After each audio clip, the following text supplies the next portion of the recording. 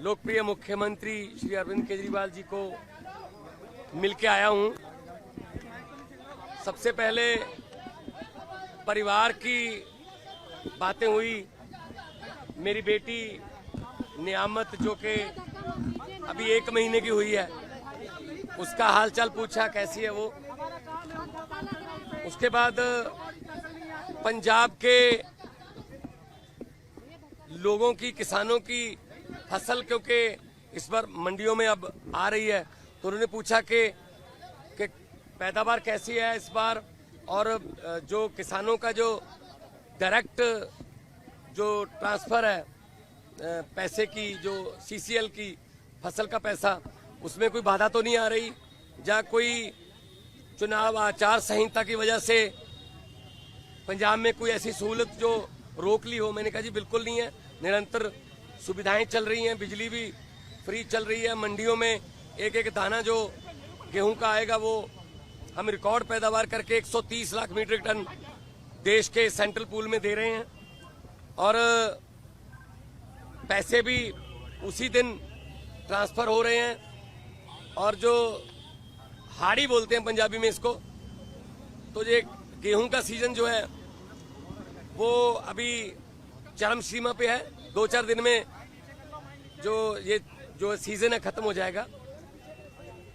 और सबसे बड़ी बात जो आज मैं आपको बतानी चाहता हूं, जो मैं अरविंद केजरीवाल जी को बताई, कि आज ही रिजल्ट आए हैं पंजाब में सरकारी स्कूल के 158 बच्चों ने, 158 सरकारी स्कूलों के 158 बच्चों ने जेईई का परिणाम जो मेन होता है वो पास कर लिया। ये पहली बार हुआ है।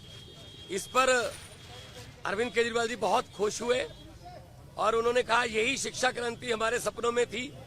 उन्होंने कहा कि मेरी तरफ से सभी सरकारी अध्यापकों को और जो 158 बच्चे जिन्होंने जेईई क्लियर किया, उनके माता पिता को, उनके पेरेंट्स को मेरी तरफ से बधाई देना। तो ये पहली बार हुआ है कि सरकारी स्कूलों के बच्चों ने जेईई का परिणाम क्लियर किया, और ये हमारा सपना सच होने वाली बात है। और उन्होंने दिल्ली के बारे में और देश के बारे में भी पूछा। मैंने कहा जी मैं गुजरात होके आया हूं, भरूच और भावनगर, माइंड ब्लोइंग रिस्पॉन्स है, और लोग, पूरे देश के लोग ये कह रहे हैं कि ये गलत किया अरविंद केजरीवाल के साथ कि उनको पकड़ के अंदर कर दिया। शायद ये सोचते होंगे एक बंदे को अंदर करके हम पार्टी की आवाज बंद कर देंगे, लेकिन आपकी आवाज सर, वो व्यक्तिगत तौर पे तो आपको अंदर कर सकते हैं, लेकिन आपकी सोच को अंदर नहीं कर सकते।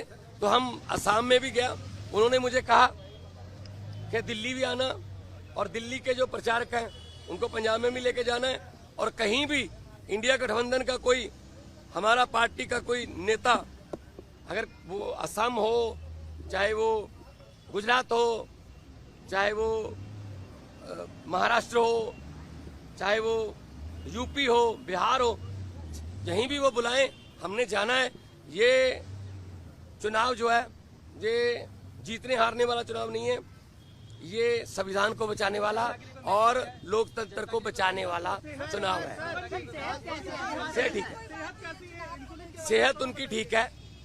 वो कह रहे हैं कि मुझे इंसुलिन मिल रही है, और अब मेरा रूटीन में चेकअप भी हो रहा है, तो सेहत उनकी बिल्कुल ठीक है। एक इम्पोर्टेंट सवाल यह है, गृहमंत्री अमित शाह ने ये कहा है कि अगर उनकी जान को खतरा है, जेल तो आप ही के अधीन आती है, लेकिन फिर भी अगर मुझ पर शिकायत आएगी तो हम देखेंगे, क्योंकि पिछली बार आपने कहा था कि आतंकवादियों से भी बुरा सलूक अरविंद केजरीवाल के साथ किया जा रहा है। नहीं, मीटिंग तो आज भी मेरी उसी तरीके से हुई है। शीशा, दोनों तरफ जालियां और इंटरकॉम फोन, मीटिंग तो उसी तरीके से हुई है।